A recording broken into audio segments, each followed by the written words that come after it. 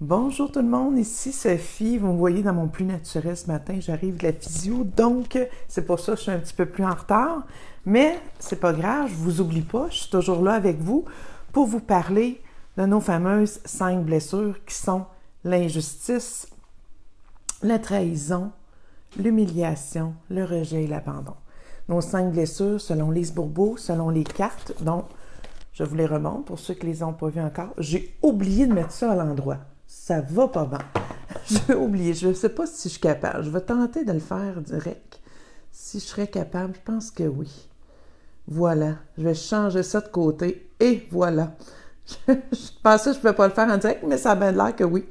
Donc, ce que je peux vous dire aujourd'hui, c'est qu'on va parler de l'injustice. Puis je vais prendre le temps aujourd'hui de regarder comme il faut la carte qu'on a sortie hier. Parce que je me dis, je suis allée rapidement, surtout hier, je suis allée assez rapidement, mais je veux prendre le temps avec vous de regarder. Hier, ce qui était question, c'est je décide de prendre un temps de détente, de plaisir, même si mes tâches ne sont pas terminées. Je le fais sans me justifier face à moi et aux autres. Pourquoi que ça éveille une blessure d'injustice, ça, selon vous? Pourquoi ça éveillerait une blessure d'injustice? Parce que souvent, c'est que l'injustice va se réveiller par rapport qu'on va vivre on va se mettre en victime. Puis si on va plus loin encore, OK?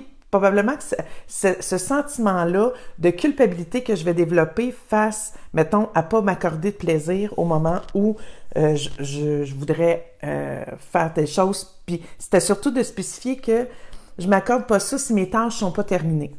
Hein? Si je partirai pas tout de suite, je vais même peut-être partir plus tard pour l'activité avec les enfants qu'on avait prévue parce que mon ménage n'est pas terminé, parce que ma vaisselle n'est pas terminée, ou je vous donne ça comme exemple. Parce que souvent, ça vient d'ailleurs. Ce sentiment-là qui nous habite, qu'on fait pas toujours attention, puis qu'on sait pas trop pourquoi qu'on se sent comme ça. Des fois, on va venir comme marabout ou qu'on va venir insatisfait, impatient, parce qu'on vit ce sentiment-là. Donc, il faut faire attention à ce sentiment-là qui s'éveille, puis on se dit, qu'est-ce qui se passe? Pourquoi je file comme ça? Et là, c'est d'aller voir justement d'où ça provient. Et souvent, si on compare ça, c'est que ça va venir justement de la comparaison d'avec d'autres gens ou encore de notre éducation. Je vais vous donner un exemple. Si je suis plus jeune, j'étais chez moi, puis que j'ai été élevée assez sévèrement, puis que on me disait, tu termines tes tâches avant d'aller faire telle activité, tu n'auras pas le droit d'aller jouer ou d'aller faire de la bicyclette ou quoi que ce soit, c'est bien, OK, on remet pas ça en question. Ce que ça éveille, en fait, c'est qu'est-ce qui m'habitait, quel sentiment j'avais à ce moment-là qui m'habitait quand j'avais cette indication-là, cette consigne-là, cette règle-là.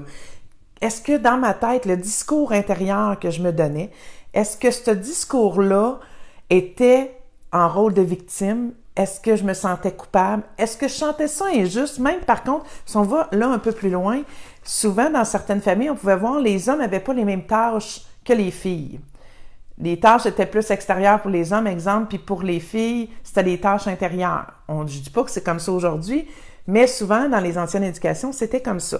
Donc, les gens ont pu développer de l'injustice par rapport à pourquoi nous, il faut être consigné à faire ça, puis les gars, on doit d'aller jouer ou on doit d'aller faire autre chose, puis on développe une injustice.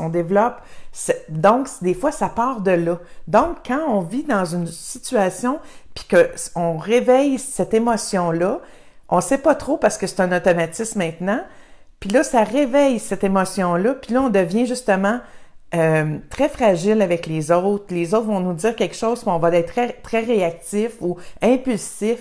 Donc, c'est quand on réagit à ces choses-là, d'aller voir pourquoi que cette injustice-là.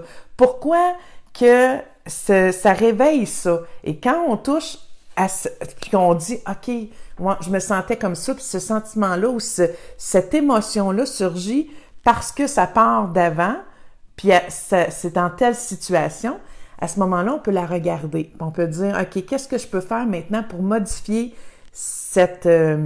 j'en prends conscience, donc je dois être en mesure de me dire, c'est pas ça, c'est pas c'est pas le comportement, mettons, ou cette question-là qui me posait, qui me dérange, c'est comment je me sens par rapport à tout ça, à cette situation-là, que je m'accorde pas le plaisir, parce que ça, c'est pas terminé, puis il faut qu'on parte plus tard, parce que j'ai pas eu assez de temps pour tout au lieu de laisser la tâche, d'aller faire les choses, puis de revenir, puis la faire la tâche après, ça changera rien dans le monde, là. Il faut pas tout, je vous dis pas de tout laisser puis de toujours avoir du plaisir. Il y a une marge, là. Mais c'est de s'attarder à ce que ça vient réveiller et de où qu'elle peut partir. À ce moment-là, on peut l'apprivoiser, on peut la modifier, puis on peut dire, quand ce sentiment-là d'impatience va revenir, on va dire, oh, je sais d'où elle vient, parce que j'en ai pris conscience. Donc, je vais être en mesure de dire, calme-toi, c'est parce que ça, c'est pas fait, puis de se parler, puis on aura beaucoup moins besoin de se justifier aussi aux autres. Parce que quand on se sent victime ou qu'on se sent culpabilisé par rapport à quelque chose, dans l'injustice, c'est qu'on est porté à se justifier à soi, mais à justifier aux autres aussi. Puis, ça nous provoque de l'insatisfaction et des comportements qu'on ne veut pas. Donc, c'est de regarder tout ça. Je pense que c'est des méthodes aussi pour pouvoir guérir. Et c'est un petit peu ce que nous disait Lise dans « Si cela m'est impossible, ok, de m'accorder du temps de détente sans avoir à me justifier à moi-même ou aux autres, je prends le temps de bien ressentir et de noter les peurs, sans dire les peurs, les inconforts, je dirais, que j'ai pour moi si je consacre un temps au plaisir. Je me donne alors le droit d'avoir peur pour le moment en y faisant une petite place dans mon cœur. Donc, c'est d'apprendre à l'apprivoiser, c'est d'apprendre d'où ça vient et de s'accorder du temps. Donc, c'est ce que je voulais regarder avec vous. J'espère que ça devient un peu plus clair. Je m'étais dit, je vais mettre ça un peu plus clair, je vais mettre ça un peu plus, on va aller voir un peu plus en profondeur. Puis pour moi aussi, je me suis permis d'aller voir un peu plus en profondeur pourquoi, parce que souvent je me disais, pourquoi ça éveillerait le sentiment d'injustice comme il était proposé sur la carte? Je dis, je suis pas sûre que c'est ça. Puis finalement, en m'arrêtant, en analysant la situation, ben j'ai pu découvrir quelle injustice que j'allais trouver et parce que c'est selon l'émotion que ça provoque. Donc, je vais aller pour notre carte d'aujourd'hui. Si vous avez des commentaires, vous avez des questions, gênez-vous pas. Je sais que j'ai pas eu le temps de répondre à tous les commentaires de mon vidéo d'hier. Je vais tâcher d'aller faire ça ce matin pour pouvoir répondre. J'ai eu plusieurs commentaires et des questions aussi. Donc, je vais pouvoir aller faire ça aujourd'hui. Je m'en excuse, des fois les réponses ne viennent pas tous si rapidement, mais soyez sûrs, ou revenez-moi si jamais j'en ai sauté, mais parce que j'en ai un peu dans des groupes aussi différents, donc j'essaie d'aller tout repatrier ça. Donc aujourd'hui, on va aller avec celle de l'humiliation. L'humiliation. Je décide d'observer si je fais le tampon entre deux personnes que j'aime quand je me rends compte que je veux régler leurs problèmes de relation. Ça aussi, on avait vu ça. Je décide d'arrêter mon intervention en sachant que leur problème ne m'appartient pas. Je réalise de plus qu'en faisant le tampon, mon corps ressent le besoin de créer une autre couche de protection. Si je suis incapable de laisser les deux personnes s'occuper de leurs problèmes, je me donne le droit d'avoir peur pour le moment d'être une mauvaise personne si je ne les aide pas. Donc, on avait regardé ça un petit peu. Je peux essayer de résumer, j'en pigerai probablement une autre. On va en faire deux aujourd'hui, tiens, parce que je sais qu'il y a une raison. Quand ça revient, c'est probablement parce que les gens... excusez, moi-même, j'ai besoin de revenir sur ces cartes-là ou cette pensée-là, d'aller voir c'est quoi au juste qui ça réveille, en fait. Donc, oh, j'ai quelqu'un. Donc, attendez un petit peu. Je vais devoir vous revenir.